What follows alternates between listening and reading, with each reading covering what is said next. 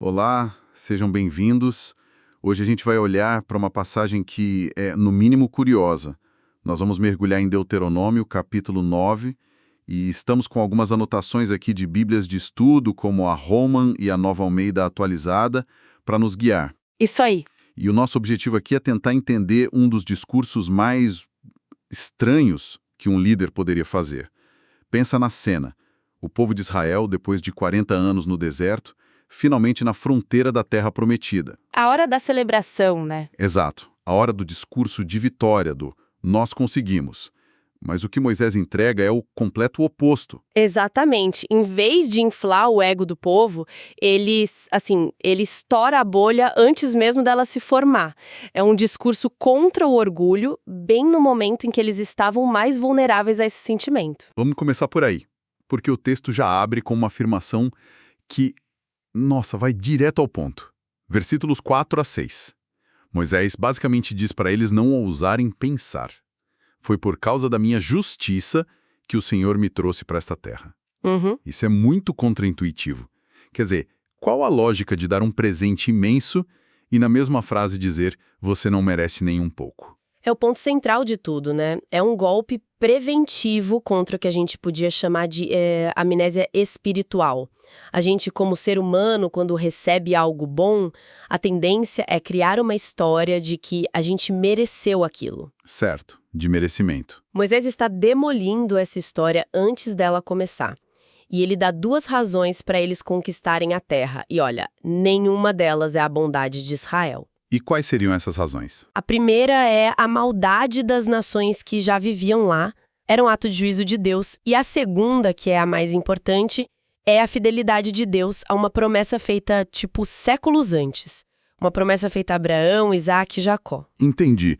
Então é menos sobre Israel é bom e muito mais sobre as outras nações eram ruins e Deus cumpre o que promete. As fontes que a gente tem, as Bíblias de estudo, elas reforçam essa ideia. Totalmente. Elas fazem questão de separar a justiça de Deus, que está punindo os outros povos, da suposta justiça de Israel, que o texto diz que simplesmente não existia. E ele não usa palavras leves para descrever o povo, né? De jeito nenhum.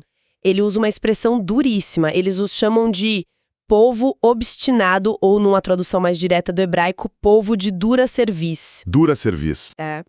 A imagem é de um boi teimoso, sabe? Um animal que não dobra o pescoço, que não aceita ser guiado.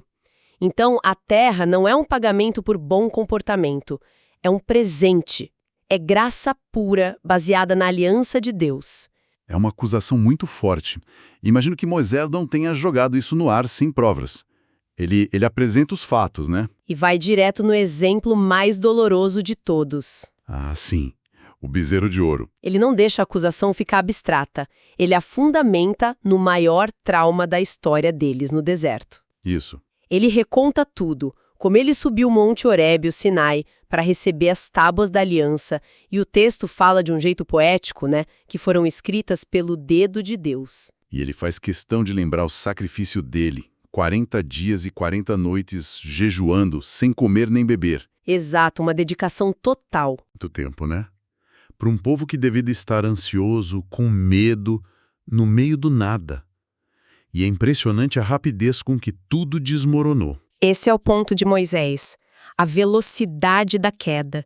Enquanto ele estava lá no alto, recebendo as leis que iam selar a aliança, o povo aqui embaixo estava quebrando a lei número 1. A mais básica de todas. Pois é. Eles pegam o ouro, fazem um ídolo e declaram: "Este é o seu Deus, Israel, que tirou você do Egito." É uma traição absurda no momento mais sagrado da história deles. E a reação de Deus é... Intensa. muito. A fúria de Deus na descrição de Moisés é tão grande que ele oferece um reset completo.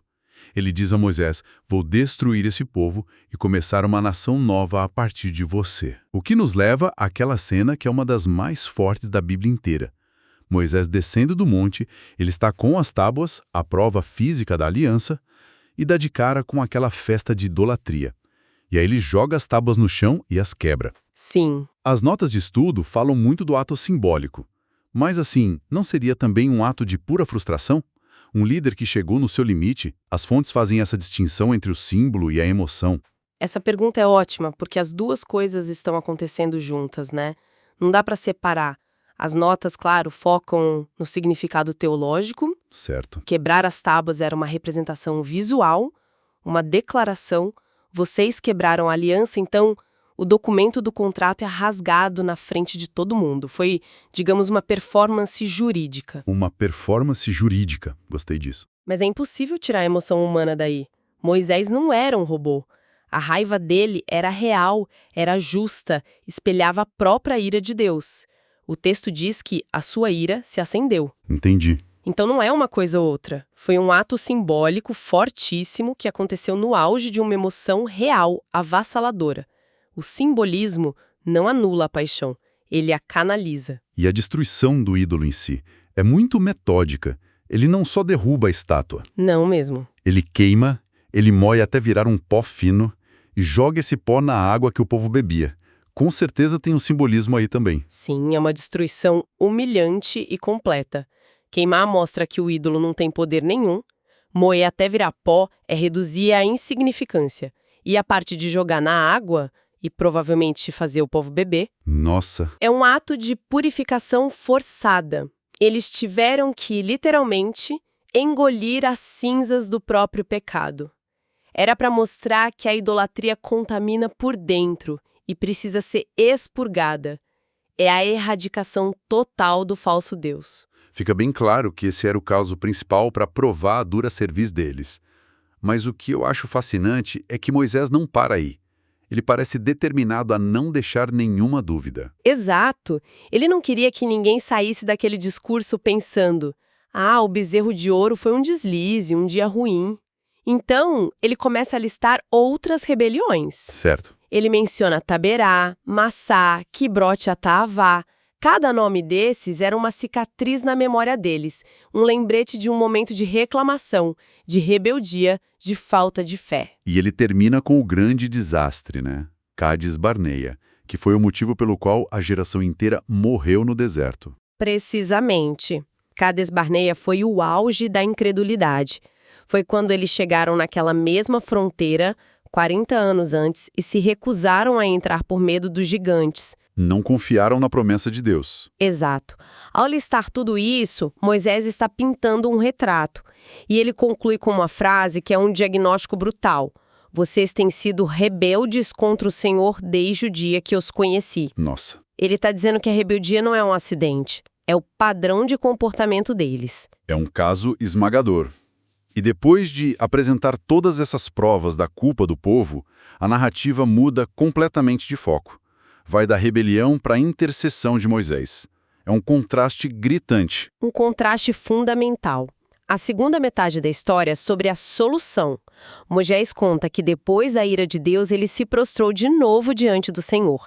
Mais 40 dias e 40 noites, em jejum. Igual da primeira vez. Isso. Ele se coloca literalmente na brecha entre a ira justa de Deus e um povo que merecia ser destruído. E os argumentos que ele usa na oração são incríveis. Ele não tenta defender o povo, não diz que são inocentes. Pelo contrário, ele apela para o caráter do próprio Deus. Exatamente. Ele não diz, perdoe-os porque eles são bons. Ele diz, não os destrua porque eles são o teu povo e a tua herança. O primeiro argumento é sobre posse. Eles pertencem a Deus. Certo. O segundo é sobre a promessa. Lembre-se dos seus servos Abraão, Isaque e Jacó. Ele está invocando a aliança, a palavra de Deus. E o terceiro argumento é quase ousado. Ele se preocupa com a reputação de Deus entre os egípcios. É como se ele dissesse, o que as outras nações vão pensar? Vão dizer que você os tirou do Egito só para matá-los no deserto, porque não era forte o suficiente? É incrível, né? É quase um conselho de relações públicas para Deus. Mostra o papel dele como mediador. Ele está tão alinhado com os propósitos de Deus que ele se preocupa com a glória do nome de Deus. A oração dele não é sobre ele mesmo, nem só sobre o povo, é sobre Deus. Entendi. Ele está pedindo para Deus agir de um jeito que seja consistente com o próprio caráter de Deus, com as promessas dele. E é por isso que funciona. O texto diz, o Senhor me ouviu também desta vez. A sobrevivência de Israel não veio da obediência deles, mas da oração de um mediador e da misericórdia de Deus. Isso traz uma questão interessante sobre o poder da oração, da intercessão. Quer dizer que a oração de Moisés mudou a decisão de Deus? As fontes falam sobre essa dinâmica? É o grande mistério da oração, né? As fontes não dão uma fórmula simples, mas apresentam isso como uma realidade. Deus é soberano, mas ele escolheu agir no mundo usando também as orações das pessoas. A intercessão de Moisés não é vista como ele forçando a mão de Deus. É como se Deus o convidasse a participar do processo, a lutar pela aliança que o próprio Deus criou. A soberania de Deus é tão grande que ela pode incluir a ação humana como um meio para os fins dele. Moisés não muda a natureza de Deus, ele apela a ela. Entendi. É uma parceria, não uma queda de braço. Então, depois de toda essa jornada, a acusação, as provas, a rebelião, a intercessão, qual é a mensagem final? O que Moisés queria que ficasse gravado na mente daquela nova geração? Se a gente for direto ao ponto, as fontes mostram 3 lições fundamentais. A primeira, e a mais importante, é que a base de tudo é a graça. A identidade deles, a terra que iam receber, o futuro, nada disso era por mérito, era um presente. E um presente não se recebe com arrogância. Exato, se recebe com gratidão. A graça como ponto de partida. Isso muda tudo. E a segunda lição? A segunda é o dever da memória. A frase que mais repete é: lembre-se, não se esqueça. E Moisés manda eles lembrarem não dos sucessos, mas das falhas. O que parece estranho. Mas não é para gerar culpa. É para cultivar a humildade. Lembrar do bezerro de ouro, de Cades Barneia, da dura cerviz. Isso seria o antídoto contra o orgulho de pensar: foi a minha força que conseguiu isso. A memória da fraqueza se torna guardiã da gratidão. É quase um paradoxo, né? Lembrar do seu pior momento para garantir o seu melhor futuro. E a terceira e última lição. A terceira é a ideia de que, apesar de tudo, eles são a herança de Deus. No final da oração, depois de chamar o povo de rebelde, Moisés afirma: todavia, são eles o teu povo e a tua herança. Essa é a declaração mais forte. Com certeza, a relação especial entre eles e Deus continua. Não pela fidelidade do povo, mas apesar da infidelidade deles. A aliança é sustentada pela teimosia de Deus, não pela deles. Eles pertencem a Deus e essa é a segurança final, mesmo sendo um povo de dura cerviz. É uma conclusão impressionante. No final das contas, Deuteronômio 9 é um chamado atemporal à humildade. Um lembrete de que as coisas mais importantes que a gente recebe na vida raramente são por merecimento e que a resposta certa para isso não é orgulho, mas uma memória grata que nos mantém conscientes da nossa própria fragilidade. E isso nos deixa com uma reflexão final que vem naturalmente de tudo isso que a gente conversou. O capítulo insiste na memória da falha como um antídoto para o orgulho. Fica aqui uma questão para a gente pensar a respeito.